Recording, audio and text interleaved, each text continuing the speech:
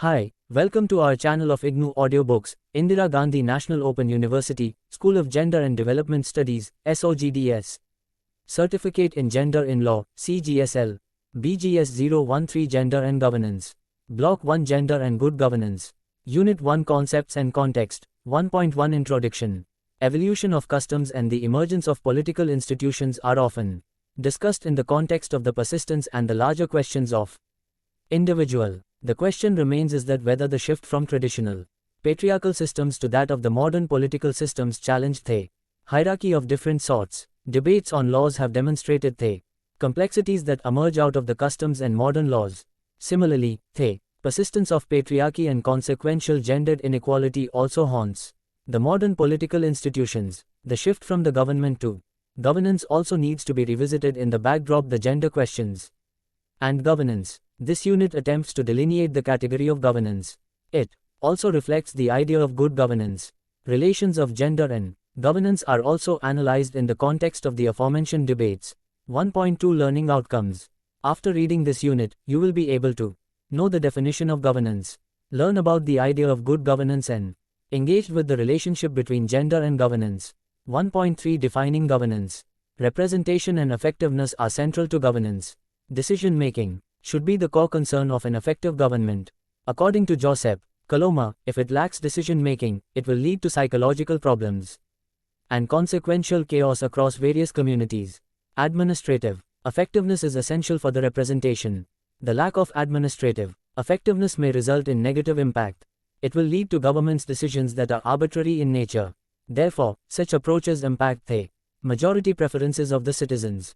The neologism governance refers to a set of institutional rules, coordination and decision-making processes aimed at attaining effectiveness in defining collective goals, making priorities, and producing outcomes as, in a similar way, one can talk of private corporate governance, rather than of representative government. Coloma, 2011, 687. Governance emerged with the underperformance of the hitherto governments. Globalization have also affected the plural nature of the groups. It has also led to legal transformation and political hierarchies. The decline of state also needs to be understood in the context of state. Restructuring of the state also happens in relation to the advent of governance. Failure of the state is part of the emergence of the governance. Governance demands new articulations of public policy. It also calls forth the segmentation of political institutions. Specialization of the political mechanisms is also vital to the field of governance. Coloma, 2011, 687. Political scientists also discuss about the issues related to ungovernability. Theoretically, it is analyzed that recent concerns with governance reflect a decreasing fervor between institutional structures and recurrent patterns of behavior in the environment of these structures, a situation that may emerge in human history in different places and times. It is further noted that the current performance of a decreasing performance of a state-centered governance can be attributed to three processes. 1. Increasing internationalization of human exchanges and relationship. 2. State failures, provoked by excessive demands on governments, excessive state intervention, and fiscal crisis of the state. 3. And the failure of certain states. Coloma, 2011, 687. It is observed that vast transnational areas of imperial size going beyond the limits of traditional nation-states. Coloma, 2011, 687. It is further noted that traditional armies are becoming insufficient in the period of the international umbrella for collective security like that of North Atlantic Treaty Organization, NATO. Coloma, 2011, 687. It is meant to challenge the international terrorism and diffusion of weapons of mass destruction. Coloma, 2011, 687. There are changes happening in the context of transnational trade agreements. It is observed that transitional trade agreements such as the European Union, EU, the Southern Common Market, Mercosur, the Association of Southeast Asian Nations, ASEAN, and the North American Free Trade Agreement, NAFTA, are the proliferating transnational trade agreements. Coloma, 2011, 687. It is analyzed that most of the countries come under the transitional trade agreements like under that of the World Trade Organization, WTO. It is analyzed that transnational process also give the local political units to create its own political space. Expansion of communication and the detached local ethos also exist with the resistance against the cultural assimilation of hegemonic nation-states. These political developments also result in the decentralization of large states. Independence of federalism and lopsided federalism thus give rise to the rise of native, small political units. Kaloma, 2011, 688. Another important aspect that is usually discussed in relation to governance is the state failure. According to Josep Kaloma, the challenges before the state emerged during the 1970s. The overloading of government was analyzed in the context of the report on the governability of democracies, which was presented to the Trilateral Commission dealing with problems in Western Europe, Japan, and the United States. Kaloma, 2011, 688. Experts who were part of that report analyzed three central problems like increasing demands from diverse social groups, increasing public expenditure, and the decomposition of political party systems, provoking the vanishing of single-party majorities in legislatures, and divided government in the United States. Kaloma, 2011, 688. It led to the demand for the democratic government and the further stagnation of the capacity of democratic government. Presence of selfish politicians and inhuman bureaucracy worsened the public systems. Kaloma, 2011, 688. Questions of failed states are also discussed in the backdrop to the debates on governance. Failed states demonstrate the end of functioning states. International organizations have classified the failed states. For instance, it is found that failed states exist in Central and West Africa, the Middle East, Asian territories of the former Soviet Union, Central America, the Caribbean Sea, and the Andean region. Kaloma, 2011, 688-689. Let us study what is good governance in the next section. 1.4 What is good governance? Governance has become a buzzword across the policy regime. The category of good governance is dated as old as civilization.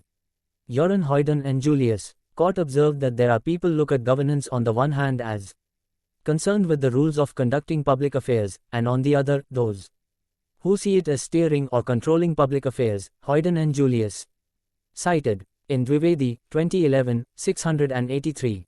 Governance, for Dwivedi, involves the act of decision making. It is the mode through which decisions are being implemented or not implemented by the people who govern any political order, systems. It is also differentiated from the government. Good governance is regarded as the subrealm of governance. Basic values such as transparency, accountability, justice, equity, fairness and ethics are central to good governance. Those values that are part of liberal democratic polity are also part of the good governance. Good governance is also related to the goal of government that maintains the good life for the citizens. Governance connects with the citizens, interest groups, industry, legislators and judiciary. Thus, it maintains the lawfulness of the public orders and integrate multiple groups to the field of governance. Dwivedi, 2011, 683.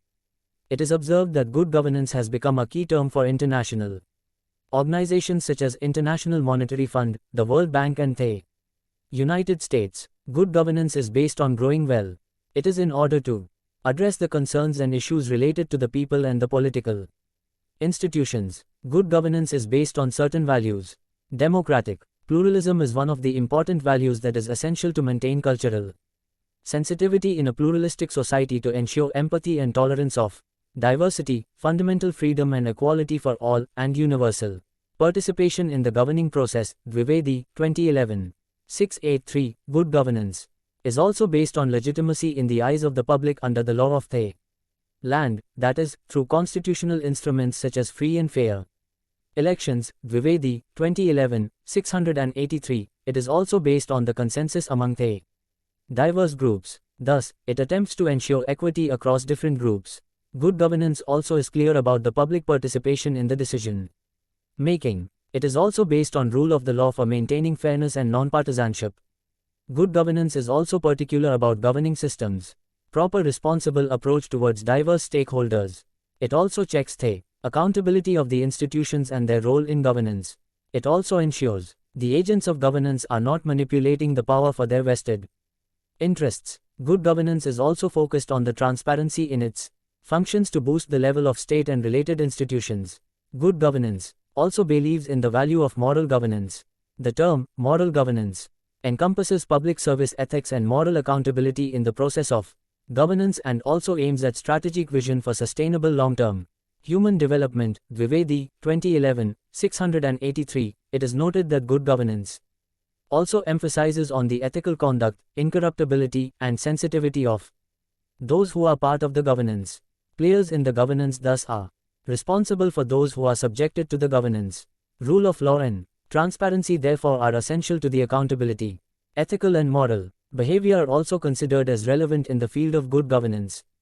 People who are part of governance should not do any form of corruption.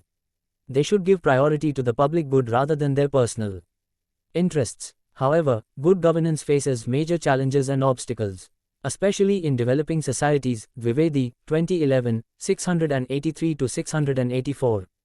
One of the central questions that is usually discussed is about the impediments that affect the good governance. According to Dwivedi, corruption is considered as an evil that plays as an obstacle to the good governance. Public officials with corrupt behavior destroy the ideas and practices related to good governance.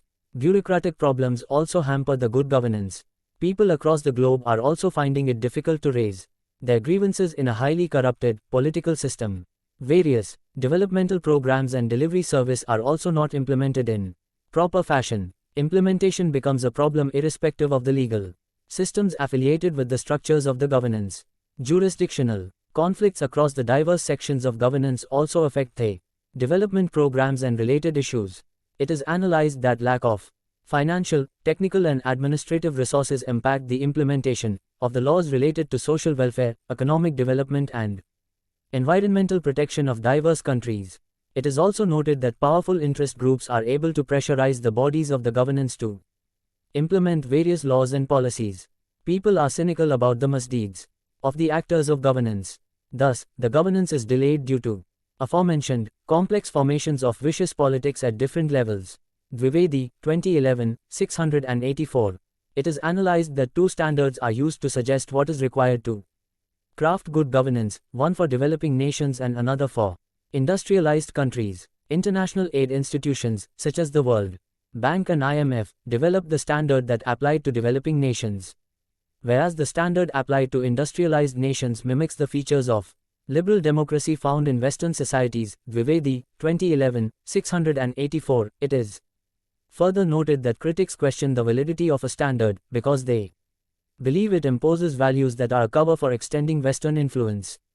Hoyden and Cott, cited in Dwivedi, 684, it is opined that, despite the fact that in some developing nations, as in industrialized nations, resources may be diverted from the purpose originally intended for them, developing nations often suffer disproportionately from direct political interference in the administrative and enforcement process, policy goals deflected and responsibilities for achieving policy mandates evaded, and rampant reliance on tokenism by a government administration to fill ministry positions rather than talent. Dwivedi, 2011, 684.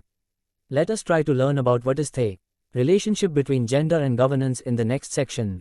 1.5 Gender and Governance. According to Martha Nussbaum, the political distinction between the categories such as the public, men, and the private often position women in the realm of the private. It also structured the absence of the women in the field of the governance. It is observed that newer accounts of governance have followed a broader understanding of the goals of development. Governance is now understood to include the wide range of ways in which the political, social, and administrative structure of a society affects the access of its members to basic opportunities and capabilities. Nussbaum, 2003, 4. It is also noted that an account of women's governance in economic institutions that did not take account of their role in democratic politics at the national, regional, and local levels would be both incomplete and obtuse. Nussbaum, 2003, 4. According to Martha Nussbaum, researchers who explore the relations between gendered lives and governance are not seriously analyzing how the traditional role of women in their family block their choices and social mobility. The category of private therefore needs to be examined in detailed fashion. It is observed that the participation of women in governance has long been hindered by the assumption that their proper sphere is the private sphere, and this same assumption has been an obstacle to good theoretical and practical work on the question of gender and governance. Nussbaum, 2003, 5. It is analyzed that education plays a vital role in the lives of the women. According to Martha Nussbaum, it exposes them to employment opportunities. Thus, it will empower them to have control over their reproductive choices. Lack of education exclude the illiterate women from the field of governance. It is analyzed that one of the most hopeful signs in the Indian Panchayat experience is that there seems to be increased support for the education of girls, which is likely to improve their chances of getting an opportunity to represent family and village. Interest in the Panchayat, Nussbaum, 2003-14. Law in modern India have challenged the dominance of the customs. It is observed that women need to be much more fully incorporated into the legal system as lawyers, judges, and scholars, and the substantive content of laws need to be rethought with concerns of sex equality in view. Nussbaum, 2003-14. Martha Nussbaum provides a critical reading to the questions of governance and gender. It is analyzed that any understanding of development and governance that takes the role of women to be that of reproducers, caregivers, and homemakers is, we have already said, inimical to women's well-being in a very general sense. An understanding of governance that is committed to values of democracy and accountability implies a definite stand on controversial normative matters. For instance, it reflects the view that all understandings of progress, for example, those that would equate progress with the placing of power in the hands of a single dominant group and the subordination of other groups, are not worthy of equal respect. Nussbaum, 2003-15. Martha Nussbaum also attempts to understand the questions of gender and governance through the capabilities approach. It is analyzed that the idea of a capability is a complex one. To say that a woman is capable of participating in political life, for example, suggests an internal preparedness. The woman is educated enough, confident enough and healthy enough to enter into the political sphere. This internal capability is fostered through education, healthcare and supportive social relationships. But the idea of capability requires, as well, material and institutional empowerment. The laws and customs of the nation or region are such that the woman really can go out and participate. Her efforts to participate will not be thwarted by unequal legal, or financial, or physical obstacles. Thus, ascertaining whether women are really capable of participation in governance requires looking at more than the qualities of the women themselves, already an exercise that directs us to the social and political conditions that influence education and development. It requires looking at how laws, movements, groups, and social institutions influence the opportunities of women to take part in a wide range of governance-related activities. Nussbaum, 2003-17. Martha Nussbaum thus looks at the philosophical and pragmatic nuances related to gender and governance. According to Amrita Basu, women's groups challenge the state institutions. At the same time, it is observed that they participate in the state institutions. Both these interventions of women's groups, for Amrita Basu, deepens the democratic discourse of the women. It is analyzed that the importance of defining governance in broader and more far-reaching ways than it has traditionally been understood emerges from the myriad forms that women's political participation assumes at the local level, both private and public. Economic, social and political. Basu, 2003-49.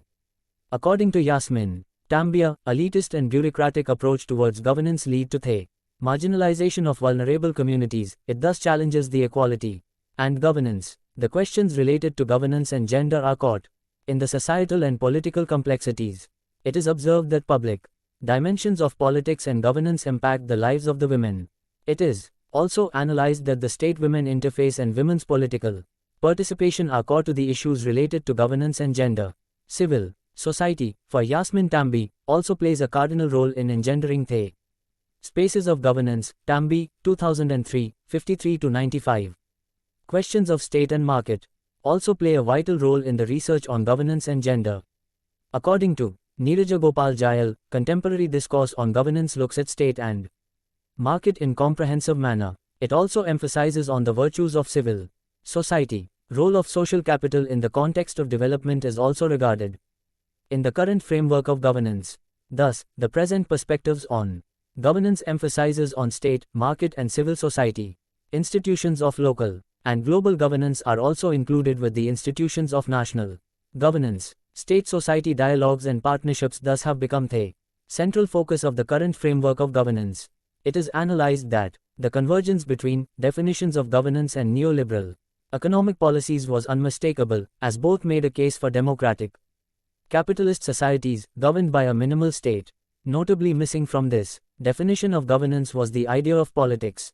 It made no allowance for citizens of democratic societies to determine their particular concepts of governance through the political process. In this way, it ruled out the generation of a governance agenda that is a product of democratic politics, rather than a condition of it. Jayal, 2003, 98. It is analyzed that the diversity of the players in the governance is also read as substance of the governance. In other words, governance is not only the civil service reform. It is not the ways of looking at the impact of public institutional cultures in the privatized domains. On the contrary, current governance framework is based on the questions of decentralization, participation, governmental responsibility and accountability. It has also incorporated the larger questions related to social equality and justice. It is analyzed that this new emphasis has been facilitated by a parallel process, the discrediting of the conventional definition of development as economic growth, and the adoption by international agencies of the human development perspective associated with the writings of Amartya Sen and Mahbub ul Haq, most recently linked also with the Agenda of Human Rights, UNDP, cited in Jayal, 2003, 99. The category of the governance, for Neeraja Gopal Jayal, is beyond the formal, institutionalized political and administrative structures.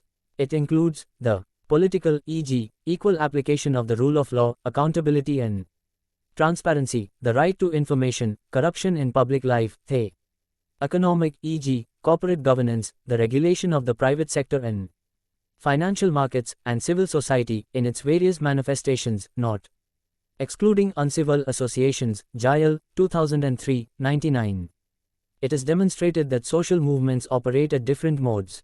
Non-governmental organizations are better in handling public goods or services than the public institutions. Markets also aggravate the gendered dimensions of the poverty.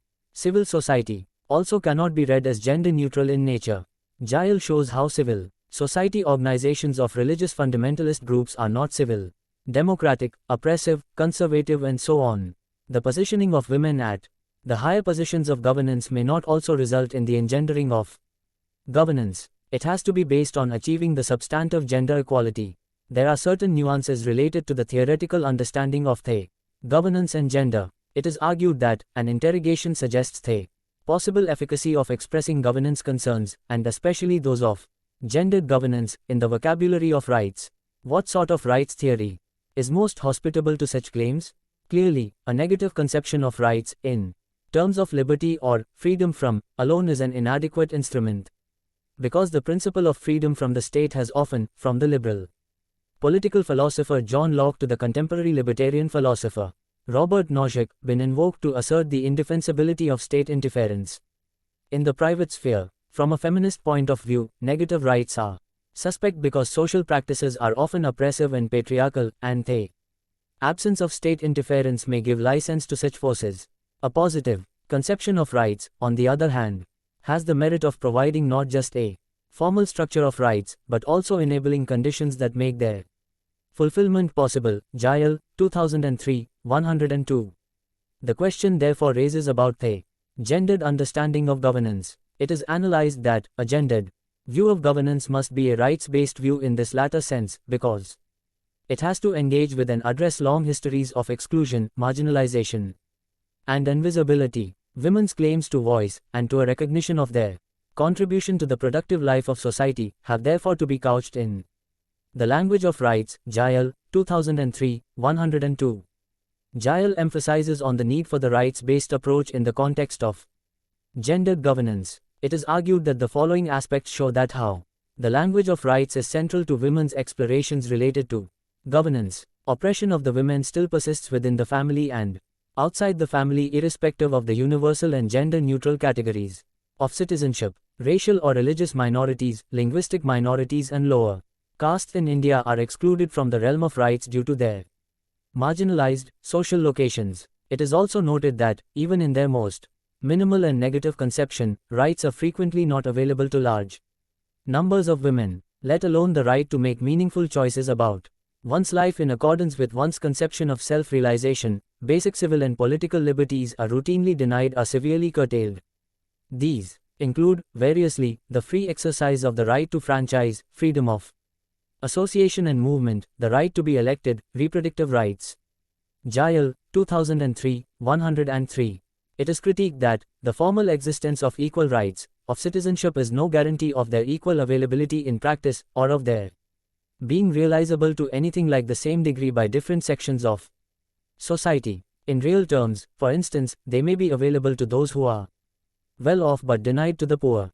Likewise, even as they are constitutionally available to both the sexes, men may enjoy the meaningful exercise of these rights while women may not. Jayal, 2003, 104. According to Neeraja Gopal, Jayal, the rights may be denied even it has the legal sanction. There are equal rights for the women in modern Western liberal democracies. However, they have to use it. Thus, participation surely is premised on the prior existence of rights, whose foundational importance is therefore irrefutable. Jayal, 2003, 104. Another challenge is that it is not possible for the men and women to use their rights in the context of social and economic inequality. Underrepresentation of the women in the decision-making also is toppled by the state elites. At the same time, representation through quotas is used to address such issues related to the women in the governance and gender. Feminists who entered into power like Democrats in Australia were also criticized for corruption. Women still are less represented in the different levels of the polity and the governance. At the same time, some engendering of policy, through, for example, institutionalizing gender concerns in policy-making departments or integrating gender into mainstream development planning, WID, GAD, has, in this limited sense, taken place, and has generally been prioritized over the engendering of the personnel of the institutions themselves. Jayal, 2003, 117.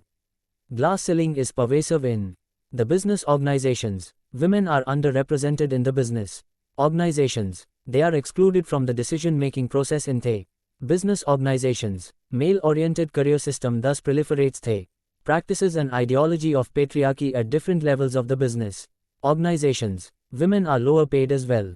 Patriarchal trade unions also marginalize women in different ways. It is observed that, while it is difficult to posit a definitive criterion for judging the extent to which governance is gendered, it is arguable that the engendering of institutions, especially state institutions, should be tested against the twin criteria of processes, participatory, and outcomes. Gender equitable. Jayal, 2003, 123. 124. 1.6 Summary. The unit explains that how the shift from traditional patriarchal systems to that of the modern political systems determine the nature of governance. It engages in the concept of good governance by introducing different types of scholars. At the same time, it explores the relationship between gender and governance. The shift from the government to governance is revisited in the backdrop the gender questions and governance. Thus, the unit attempts to describe the category of governance. The broader understanding of gender and governance are also analyzed in the context of the aforementioned debates. Thank you for watching. We will see you in the next video with the next chapter.